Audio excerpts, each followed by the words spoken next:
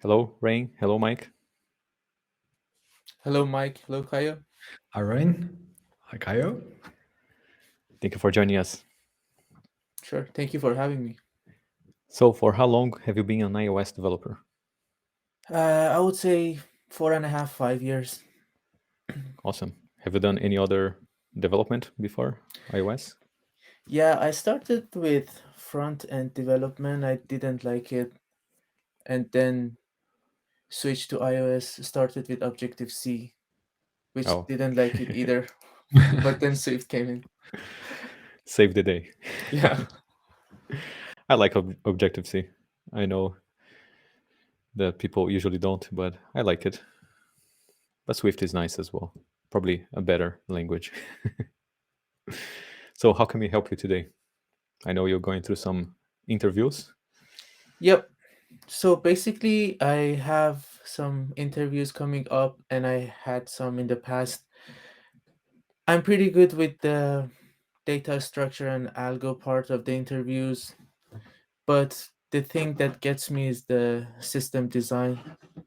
So I have seen some examples of system design and how to go about it, but I still feel like I have not sometimes I don't have any clue where to start from and how to go about it. Okay. All right. And do you have an example we can use for this? Yes, let's talk about how to design a Facebook feed, and I have a list of requirement. Okay, so like if you go to a company and they say, all right, how would you design the Facebook feed? Correct? Yeah, Okay. So you feel stuck if they ask you this question, like you don't know where to start? probably we'll start with the requirements, right? Yeah, you need to clarify like what does this feed do? Like what is what does he have to do? Like clarify as much as possible, ask Exactly. them questions, right? At the beginning. This is very important here, like to show that you're not going to make any assumptions and you're just going to, communicate that, hey, like, please give me more info here so I can make a better decision on my design. So how would you develop the Facebook feed? Because it's important to think that building software is an iterative process, right? It's many iterations. Like that's not how Facebook developed their feed. It was not like they sit down with their engineers and like, how will we develop the Facebook feed?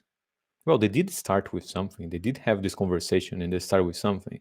But over the years, like 8 years of improving and improving, it changed a lot based on the new requirements, based on constraints and uh, different devices, and their business model changing. So Feedback the code. it changed so much. So building software, right, developing software done in iterations. You don't stop and think about a problem for months and then you start building. No, nowadays it used to be like this, right? You would first have this big system design that would take months, and then you would start actually building the app. But nowadays we have better processes where we are constantly developing software, learning from that iteration, and improving in the next iteration, and doing this very quickly in a matter of days or weeks rather than months. So every day you can improve the feed. Every week you can improve the feed. So you shouldn't try to come up with a perfect solution up front. No one can do that.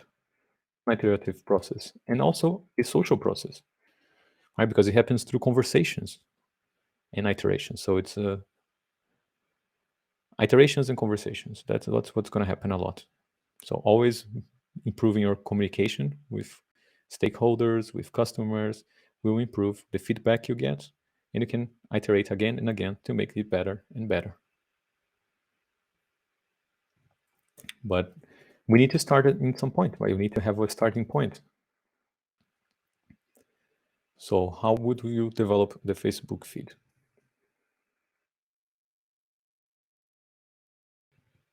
So I would say that, well, developing this feed will come with iterations, right?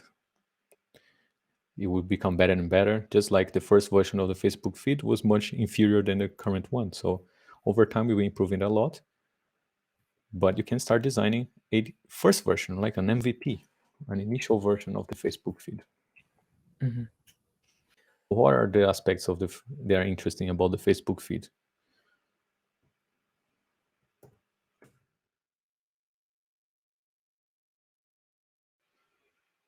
Yeah, like for example, it always has content, right?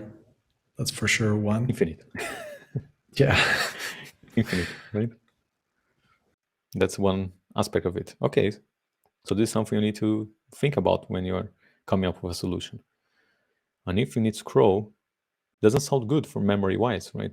Something that is infinite. Like computers are finite machines, right? In resources, in CPU cycles, in memory, in battery. So when you have something that is infinite that you need to put into a finite machine, you need to think about trade-offs in all your decisions. So this is one aspect of the Facebook feed. Also, the data is coming from an API, right? Mm-hmm. Where's the data coming from?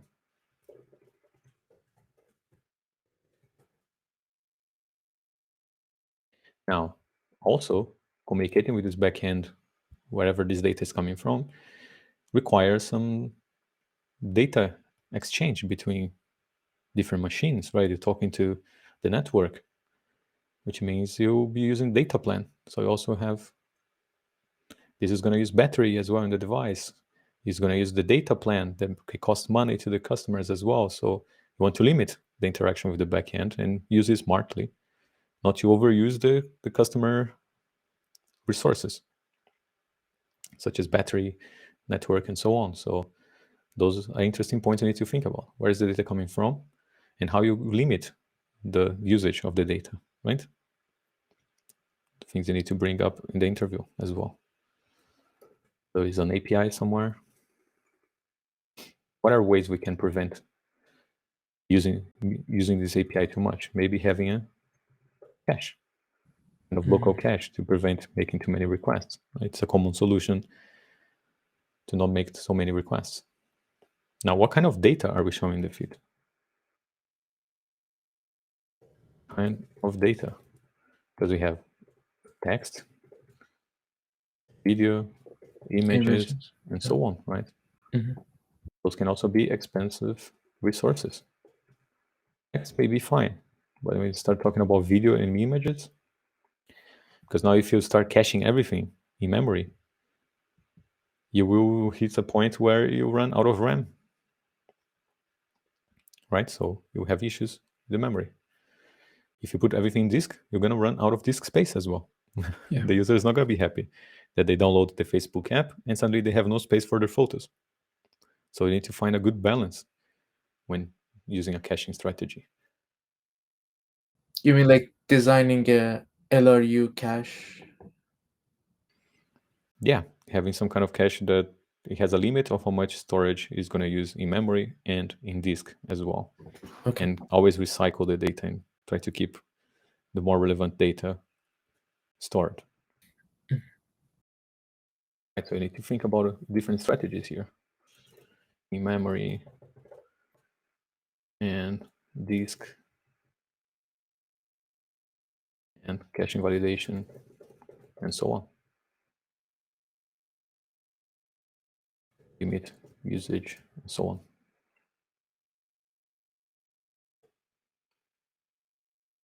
Those are some of the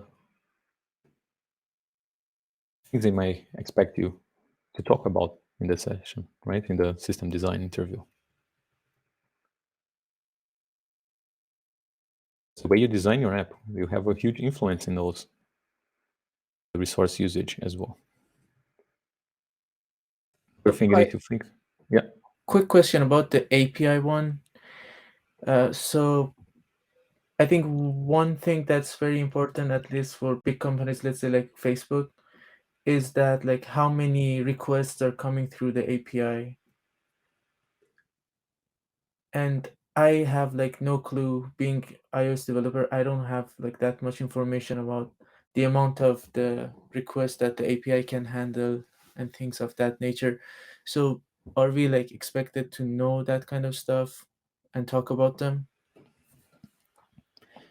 Well, you need to know that you want to avoid making unnecessary requests, right?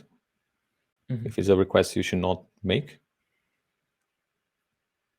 don't do it. Like, for example, if you have an infinite list loading images and videos, as you're scrolling, you'll start loading images, right? Yeah. When this image is out of the screen, let's say you're making a request, but you're scrolling so fast that the cell showed and disappeared before the request finished. You should cancel that request because you don't need that data anymore. It's not on screen anymore, right? Mhm. Okay. Otherwise, if you have an infinite scroll and you keep scrolling, you're gonna execute hundreds of thousands of requests, and you don't want that. So having a way of canceling requests, reduce and cancel requests when needed, right? To keep the usage low. Okay. Other thing that is common is, let's say you make a request to the API and it fails. It's common for the app to keep retrying non-stop. Mhm. Now, this is if you have a problem in the API and the API is returning like 500 or having an issue, all the apps will keep retrying, will make the problem worse because if you already have a congestion in the backend and all the apps are trying to solve it by retrying many times, you're just going to make the problem worse, right? The backend will have even more requests when it's not behaving well. And there are patterns you deal with that in the client side. Like there's a pattern called circuit breaker, the design pattern. It will exactly do this logic. For example, if there's 2 failures, the next failure will only run after 5 seconds, and then the next one in 10. It starts, Gotcha. exponentially increasing the wait time, not to overload the API. So those things that as client front end app developers we need to think about. If the server is having trouble, don't overload it even more, right? So there are patterns about it. So check the circuit breaker design pattern, which can be very nicely implemented with decorators. If you have good design patterns, you can bring this into the design interview as well. So let's say you can start simple, like I don't know how to start. Start simple. Okay, let's imagine we have an app. We show a list, right? And it needs to talk to an API.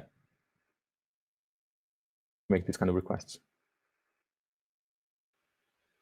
So my app needs to talk to the API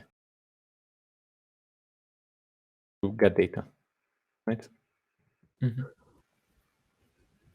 And then say, okay, but we have this problem with API, making too many requests, or we can have issues with the API. What we can do instead is we can create an interface here, service, the feed service. We will actually talk to the service interface.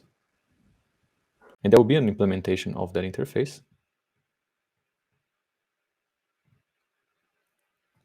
that talks to the backend API.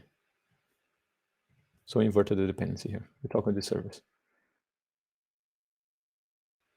And to prevent problems when the API is failing too much, to avoid overloading the server, we can create a circuit breaker here.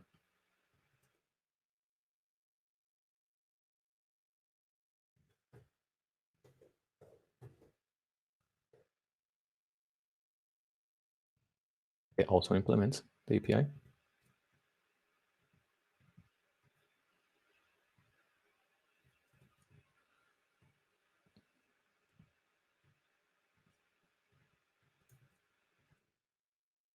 Yeah, just in a higher level, just showing that you inject into the app a circuit breaker instead of talking directly to the API. So when there are issues, we won't overload the backend. This is one thing we can do. It's a common pattern for this problem. Shows that you know about this problem and you know a solution to this problem that is well known in the industry. Right? And that's more high level in the API side. So we prevent making too many requests when there is an issue.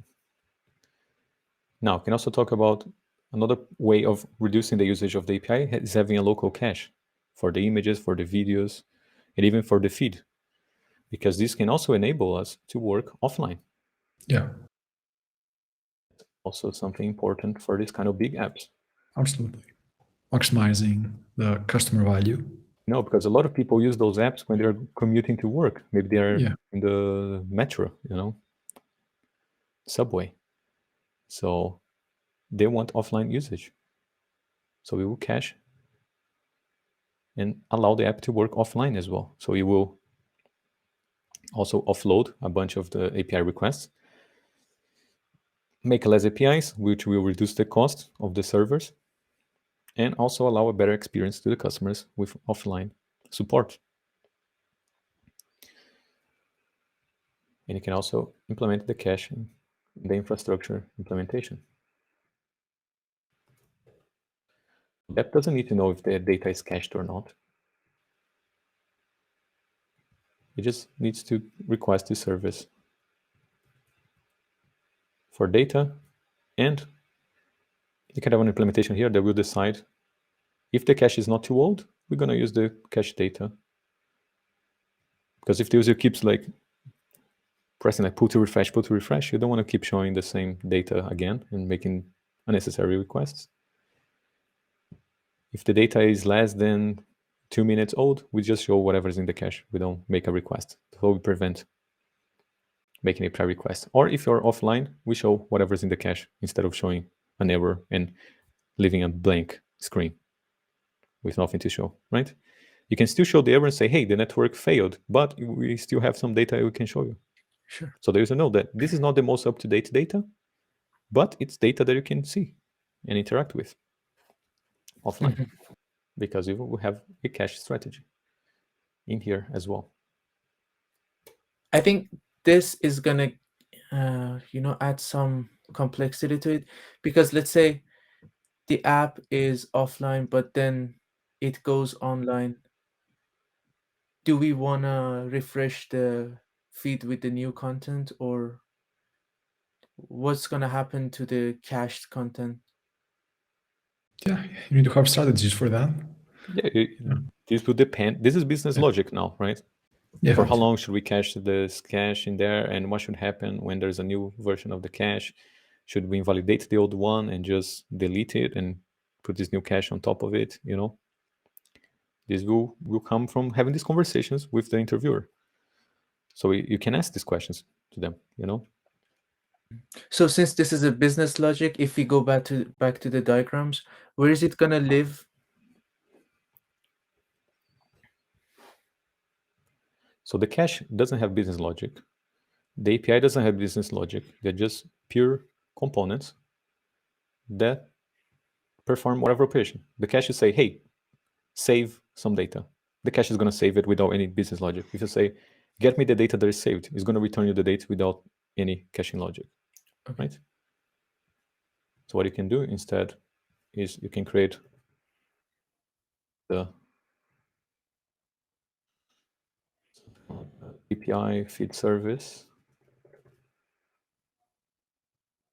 class that will handle this and use the API and the cache. And the logic can stay here. So you have a component talking to the API, is going to make network requests, return the data. And you have a cache that will talk to a database. And the decision can be made into another component. This way, the API and the cache don't make decisions. They're just infrastructure details, right? Okay.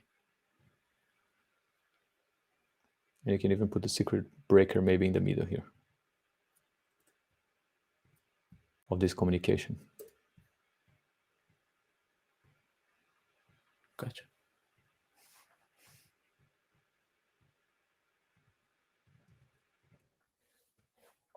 This doesn't make sense having the secret breaker in the cache. And the logic can stay in the service here, for example. The service will have some kind of logic. If the cache data is not too old, use the cache data. Otherwise, make another API request, for example, right? Nice. It can be here. Now, if this decision changes because of users, you can create some kind of policy, right? The cache policy class, and have different implementations of this policy. And then you move this logic to a model, this business logic to a model that has the cache policy. And the service just respects the cache policy that was passed to it. Okay. Because maybe it's something that the user can customize and say, never cache anything.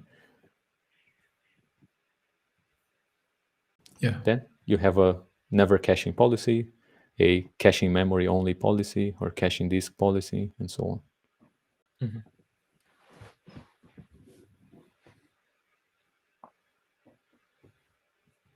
You can get a bunch of this behavior for free already with URL session. You can discuss this with the interviewer as well. URL session, URL request already provides most of those things for us. You can get URL cache as well, provide some caching. The problem is that you don't have much control how long you're going to cache that, when it's going to be cached, where it's going to be cached. And there are some limits to the URL cache. If you want to have more control of the cache, you will create your own custom cache implementation. If it's just basic caching, you can use URL cache with small amounts of data. But when you start storing images and storing videos in the cache, it's better to use the file system. It can be more performant. And also the URL cache has a limit of how much. It only stores in the cache things that are below 5% of the cache. So if you have a small cache size and you're trying to store a 100 megabytes image, it will not cache it. So you need to create your own cache.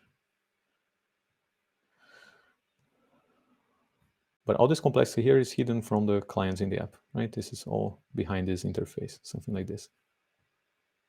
So you can rapidly iterate here. You can say, you know what, the first version of the app will not have a circuit breaker. We want to develop this app faster. We're just going to create an implementation that goes directly in the API.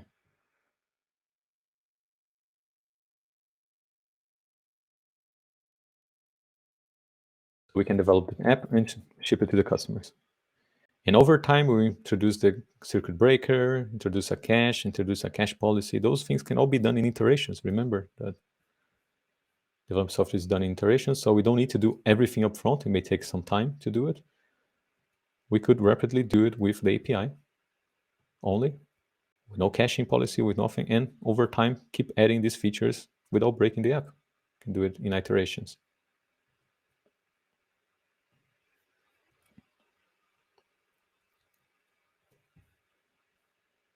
And then you start solving one problem at a time. Like you start defining the problem domain. Okay, we need to talk to the API. So this API, we want to reduce how many calls we make to this API. We want to be able to cancel the requests and know when the API is misbehaving and prevent making too many requests at these times. Having a cache strategy. There is balance between in-memory and disk usage with some caching validation logic. This also enables us offline support that we can develop over time. And different kinds of data here will define different kinds of storage, like text we can probably store in a database easily. Video and image can also be done, for example, with core data. But usually you store them in the file system. It's a more effective way of storing large binaries, like blobs of data. Although core data nowadays also store large binaries in the file system automatically. It's an option you can select there. But maybe not using core data, right? You don't get this behavior for free. So different strategies. So if we go back to the diagram, like having a storage for video and images, where in the diagram it's gonna fit? Can be part of the cache, right? Yeah. So here we're gonna have URL session. And here we can have, for example, core data.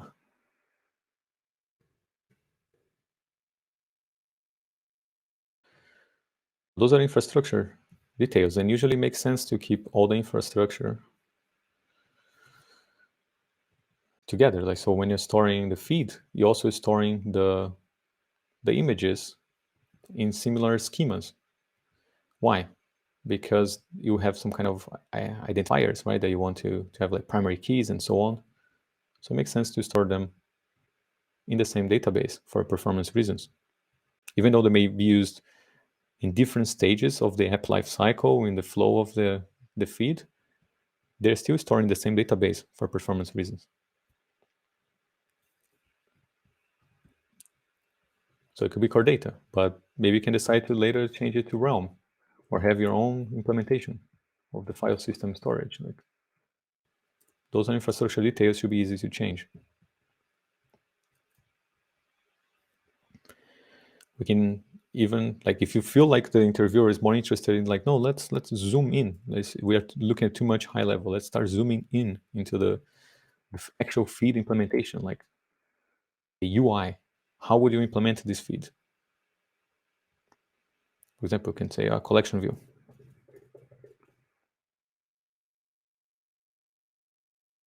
Or a table view, whatever makes sense. Usually you would ask them more about how the feed looks like. Do you have some mockups, like some layout? But nowadays, if you're thinking about having complex collection views, maybe a collection view is better than a table view. It's more flexible, right? It's more powerful. Let's say, okay, we can do the infinite scrolling with a collection view. We already define how we're gonna load the data from the API here, how to protect our system from breakage, and how to also have a caching strategy to work offline and also prevent too many API requests. Now the implementation can be a collection view, for example.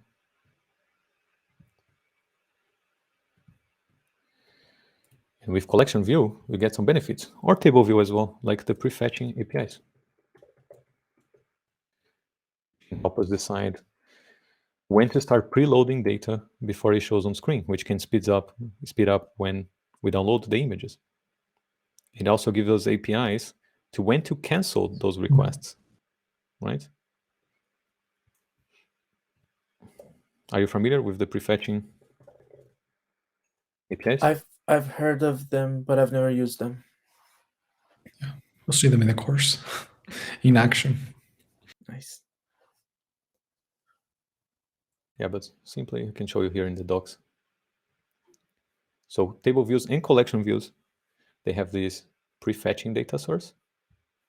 So we have the data source and a prefetch data source, which is any class that implements the data source prefetching protocol. And it has two methods. One method we call prefetch items at index paths, and it sends an array of index paths, which is pretty much saying those cells are at this index paths are about to become visible. So you can start prefetching data for them. So the OS is already has its own algorithm to decide, when you should prefetch data for things that are not on screen yet, but they are about to. And you can start making some requests to kind of preload an image, for example. So when that cell actually becomes visible, everything is ready. It's much smoother, the experience. You don't need to wait for things to load, right? That's the idea with prefetching APIs. And it also tells you when to cancel those requests, because maybe you were scrolling down and you decided to start going up now. And the things that were about to become visible are irrelevant now because you're going to the other direction. So the OS will also tell you, you know what? I told you to prefetch some items, but never mind, cancel it. And this is the point where you can cancel all those requests you started. Nice. Okay. So collection view and table views, you can use the prefetching APIs. This can give a better scrolling experience to the customers. Of course, do all of those things in background threads to avoid lagging the UI. All right.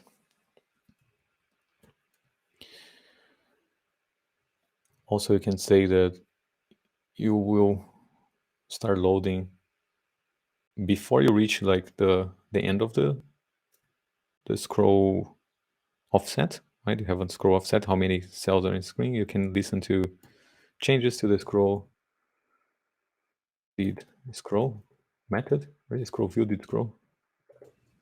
Scroll view, yeah. And you can have some kind of logic there. When you are like 500 pixels close to the end, you will start firing the request to load more data. Yeah. So it's just seamless. As you're scrolling, like it feels like it never ends, right? You can add some logic here, or other data source methods like cell is going to become visible or so on. You decide at some point with the scroll view delegate of the collection view, and you can decide when start loading the next batch of data, the next page, for example, right? Because you're pretty much paging, so you need some kind of pagination here. Now the pagination will be dependent on the API. Every API has a different pagination style.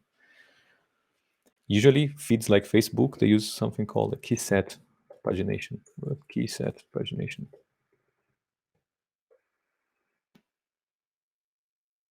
You pass a key and say, give me everything after this key. Better than using page numbers, because page numbers have a chance of actually you losing data. Imagine you are like in page 1 and then you load to page 2, and then an item was added to page 2. And when you load to page 3, all the pages were shifted, and then you lose data in between.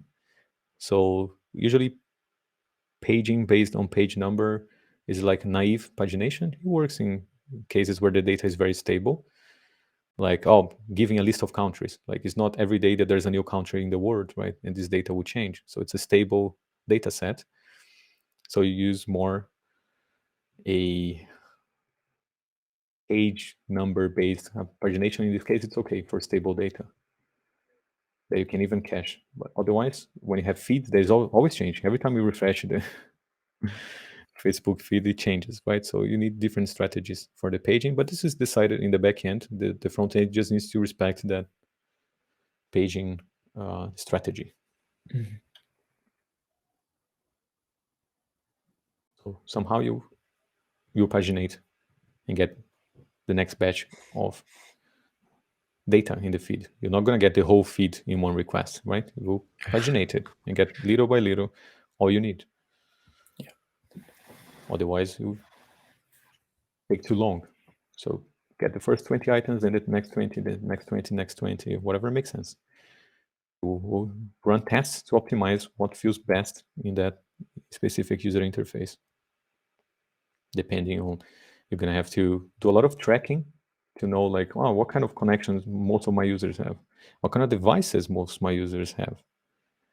Because if you only test with a fast gigabyte internet with the latest iPhone, you're going to think, my app is amazing, it's so performant. But like everyone else in the world, like 90% of our customers are using 4 years old iPhones with 3G connections. And then it's not going to be great. So we need to be thinking about optimizing that for those devices, right? So loading, paginating is one way you can improve the experience. And it's an infinite scroll, so you'll be loading the page every time you're reaching the end of the scroll. So you limit API usage as well.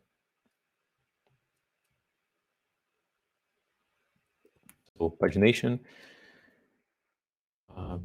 caching and prefetching APIs, you can give a great infinite scrolling experience with offline support without making too many requests.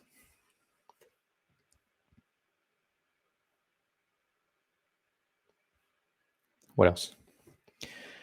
You also want to avoid expensive operations in the collection view. Like, avoid expensive operations, the critical methods in your table view, like self for row and index path, that is called many times. Or in the scroll view delegates, they are called for each change in the scroll position. You don't want to make heavy calculations there. So for example, one way of avoiding expensive operations is what? An example of expensive operation? Allocations.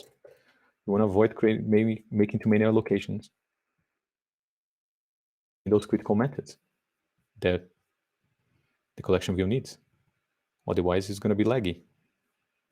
If you want the 6 frames per second experience, so 120 hertz screens, you will avoid allocations. How? One way, simple way of doing it, reusing cells, right? Mm-hmm. You get this behavior. If you're configuring everything correctly, you avoid creating many objects by reusing existing objects, right?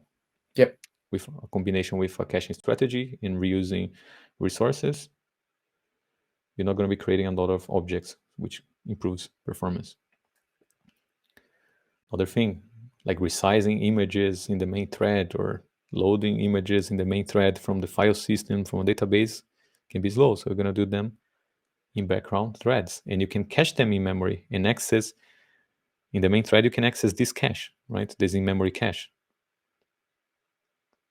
if you want to show the images faster. So you're not allocating it, you're just accessing resources in memory. So you're going to have an in-memory cache also to prevent too many allocations of images. In combination with the prefetching APIs, you can prepare this cache. So as you're scrolling, you are now loading the images from the in-memory cache, rather than loading it from an API or from a database when needed. You already prefetch the data from a database or from an API, and you keep it in a local cache that you're invalidating often with a limit of objects in there. This is one way you can do it. Also, when requesting data from an API, for example, I want an image, you will request the image myapi.com/image, and you will usually define what's the size you want, like what's the width for the image. Oh, I want 150 pixels. Does that exactly the size I need in my user interface, right? If you don't decide, and maybe it returns a huge image, maybe it's going to be like a 5 megabytes image, but you're going to show in a very small thumbnail, like 50 by 50. It's better to get the image in the perfect size you want. So usually backends will provide you. If don't, you can ask them to provide you a CDN that can resize the images for you. Nice. And this will be decided based on the device scale, right? Yeah. You have devices, they are retina. You have the super retina ones. They're like 3x, 2x, 1x. This will be decided per device. What is the image size? Even the images that you have bundled in your app, you also resize them to the precise size you need. So you're not using too much resources in memory necessarily. So a bunch of optimizations you can do here when you're dealing with infinite amounts of data. Right. Trying to recycle, not keep everything in memory. As you load the pages, you can start discarding the old pages. And as you load, going back, you start loading them again. Like core data does that for you pretty well. So releasing data when not needed anymore.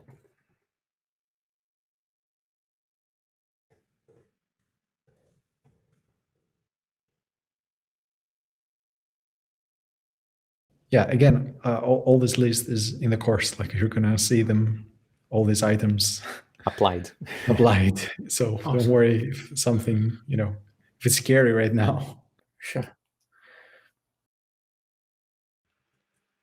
So let's say at this point the interviewer says, let's talk about security. So what would be like the first thing that I should talk about? Like storing stuff in core data, maybe do encryption before writing them to core data. That could be one aspect of security. Yes, it depends what kind of data you are storing, right? So thinking just about the feed, is there any sensitive data in the feed?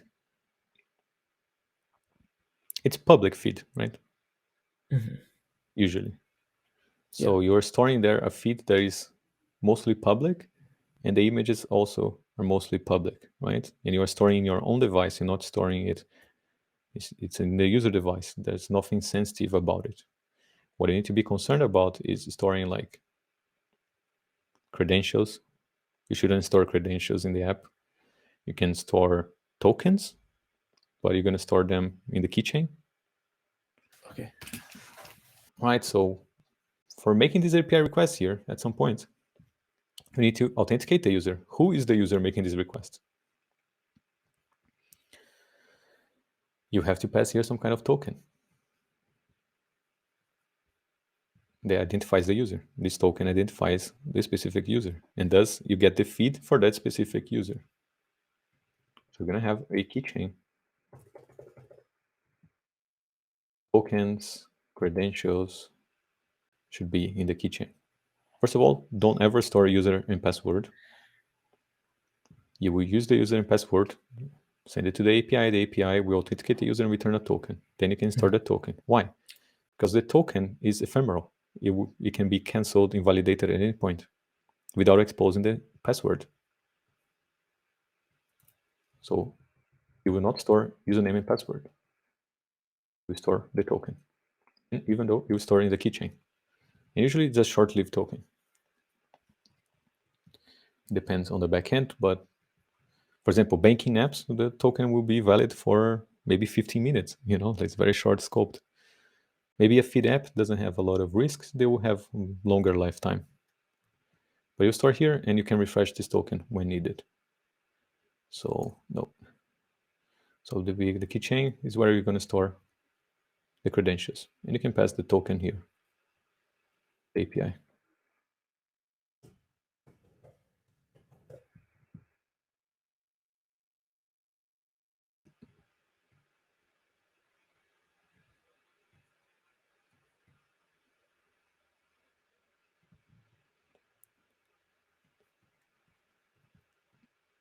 Okay. Well, the things that are interesting in this kind of feed app is that you can have multiple accounts, like the Instagram feed, right? You can log in with multiple accounts, not just one. Now, if everything here is a singleton and you're setting this token in a singleton, then it's harder to have multiple accounts, right? Because everything is in a centralized place. So you can say that you can design all of this to be not using singletons, but be an object graph. This is an object graph, which means you can create an instance of this for one user and another instance of this for another user and another instance for another user. You can have multiple accounts in your application by having different object graphs, just having a different token per account, and you can have multiple accounts in the app as well. And you will store all the credentials in separate keys in the keychain, separate domains in the keychain, one for each user. But security-wise, in a feed app, it's important to ask them what kind of data. The user data, and also you may have API keys, right? That identifies the application, not just the user, but the application. And ideally, anything that is private should not be in the client app, because people can reverse engineer and get the API keys. Okay. Is there something specific about security? Like what kind of data were you thinking about?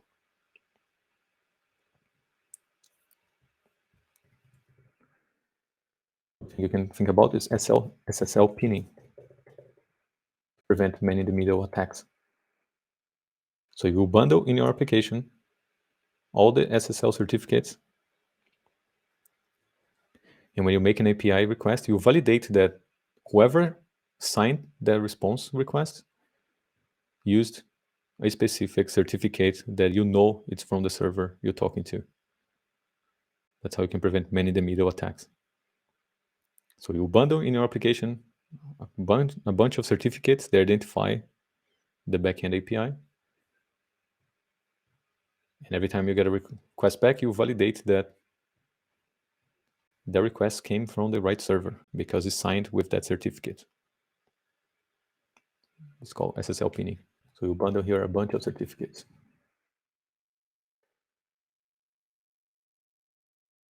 the application.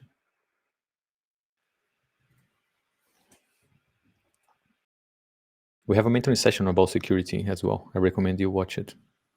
Sure. Do you remember the number, Mike? Yes, let me check that for you. It's 18 with Damien. Yes. Okay. Thanks. Mentoring session 18.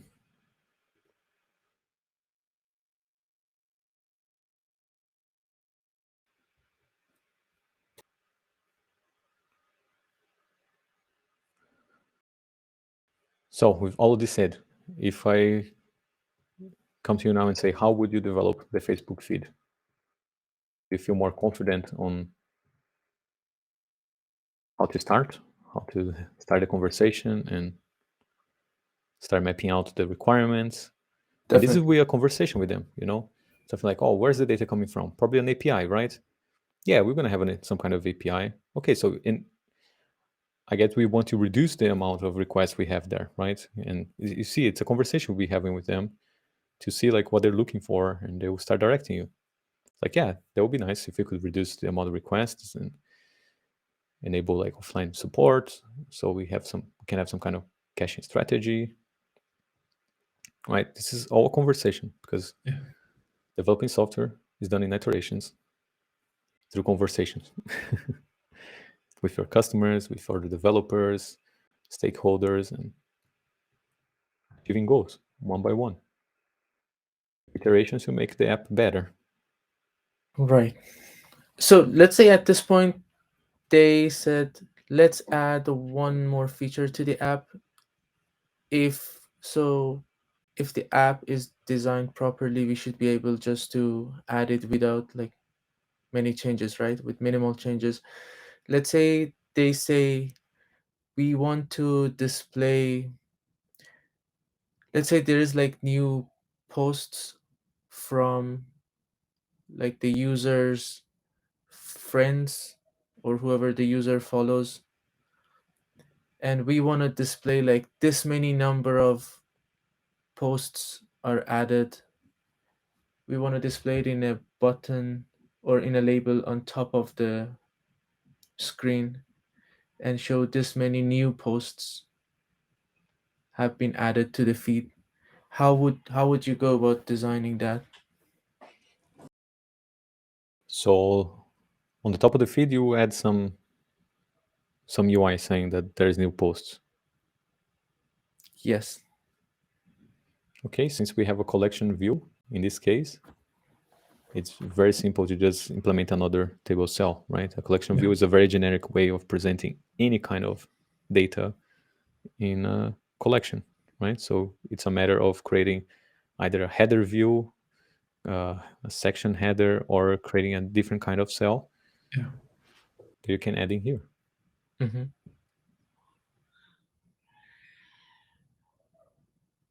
Then how about the like API side of stuff? Where is the data coming from? How is it? Yeah, it depends. If the API returns that data, like a response with that exact thing, or you have to put, you have to do some logic there, based on the friends, so you sort out if there is something new. Yeah. Right.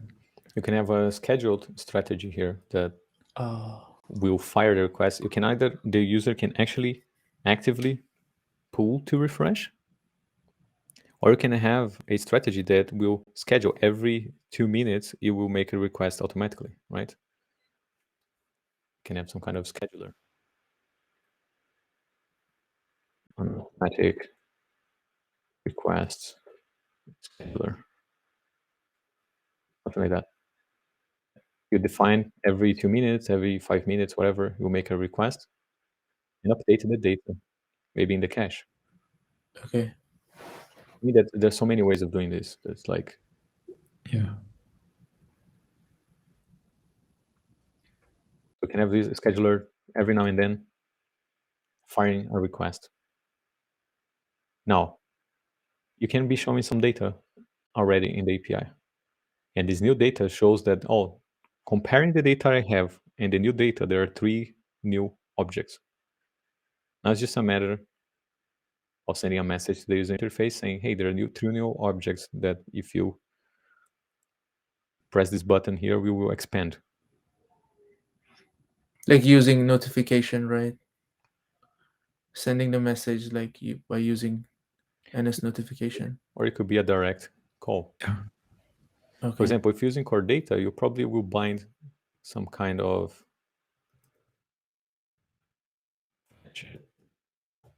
results controller. Yeah. Result controller that keeps listening to changes to the database. Every time there's a change in the database, we get a notification here and we can update the UI. All right, so this is one strategy, a common strategy to this. So every time there's a change in the database, we know what was the old data, what is the new data, how many items were added, and we can update the UI based on that. And this is a strategy where we're never getting the data directly from the API. Whatever's in the cache is what we show in the UI. So every time we load some data from the API, we add it to the core data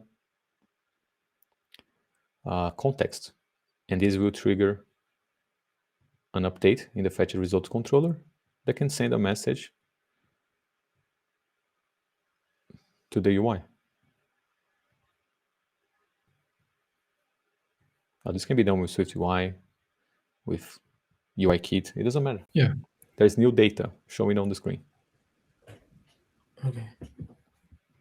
And the UI will decide if we will show it directly or just show a message by a notification.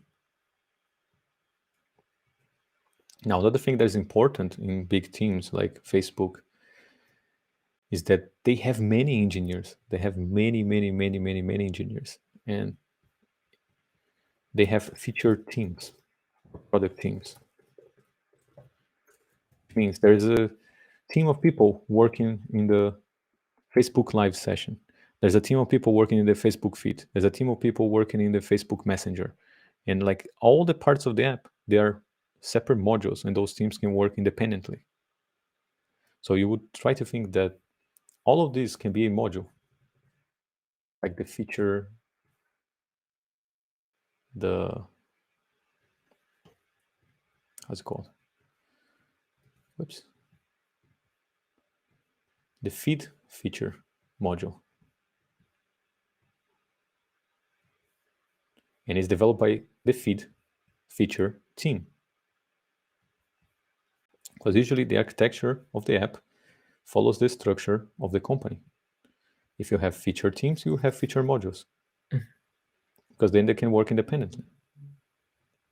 All this will be a separate module. It doesn't need to be an application. And an application will consume that module. But then you also have other teams working in different modules. Maybe you have a module here called the messenger module. Another team with another backlog, but the same app consumes this module as well. And you have the tab for the messenger in the app, right? Yeah. Or it can even, at some point, as it happened, Messenger becomes a separate app. Instead of being inside the Facebook app, it becomes another app. And when you click on the tab, it directs you to the other application. Because they separate into feature teams, they have the choice of either having both modules in the same application or having different applications or having both. If you don't have the Messengers app, we're going to show you a web view or some lightweight version of that. Now we can have multiple applications, one with everything and one just with the Messenger. I see. So when you're working in big teams, you start thinking a lot about modules. You have feature teams, you have feature modules. Modules are independent, deployable components. Should be independently developed, tested, deployed. It can be deployed only in the same application or in multiple applications. I see. because you want those teams to be independent. So it's very important for those companies to be productive, is that those teams don't get in each other's way, right? So they work independently, and then they compose their features into an application or many applications.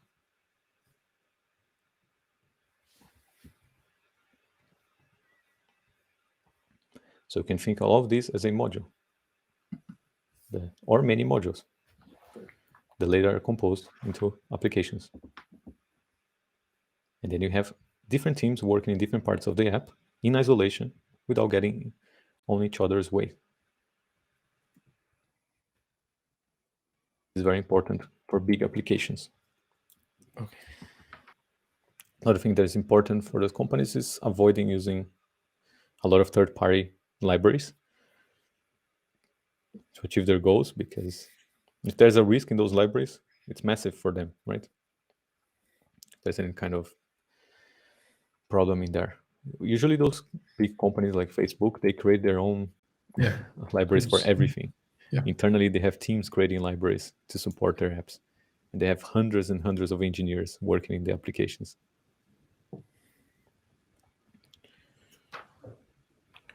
So be ready to see a lot of Objective-C in those old applications. Any other questions? I think that's it. Thank you so much. Yeah. And based on what you're feeling in the applications, maybe they will want to go even lower and lower level, and and maybe they will even want you to write some code and show you like, how would you write this model, So we have other sessions as well where we go more in detail into more lower level aspects of these interviews. Okay. Check mentoring session. Was it 8, Mike? Yes. 7. Sorry. 7. 007. 007. That's it. Gotcha. Yeah, one thing to notice here as well is we're almost an hour and we didn't talk about MVC, MVVM, this sort of thing, right? Mhm. Because you want to approach it from a higher level at first, right? These sort of UI patterns are like lower level stuff about the UI, just the UI. It's not about the architecture of, the whole system that you're supposed to design. But Right. it may be the case that they will ask about, and what about would you use MVVM, or like I said, it doesn't matter that much. Like all those patterns work fine. MVVM, MVC, MVP. If you know how to use them and you're using them correctly and you're achieving the goals, like they all work fine. But you may see that they're very into a specific pattern, right? How are you going to find out? You're going to check their tech blog and see what they're talking about. If you see that they're talking a lot about MVVM, it means they have a preference on MVVM. So you direct your answers to what they're familiar with. So every interview you go to, you will check their tech blog, see what they're talking about, what kind of patterns they like, what kind of challenges they've been facing.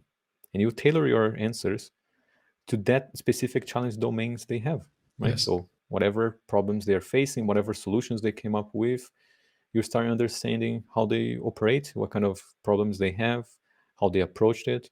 And you start, first you see like, is this kind of problems you want to work with? If not, don't even apply for the session, right? Yeah. Otherwise, okay, I like the way they solve problems, and start learning from their tech blog and applying those things into your whole interview process.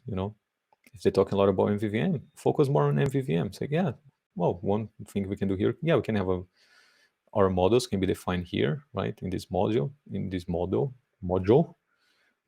Here the feed models can have like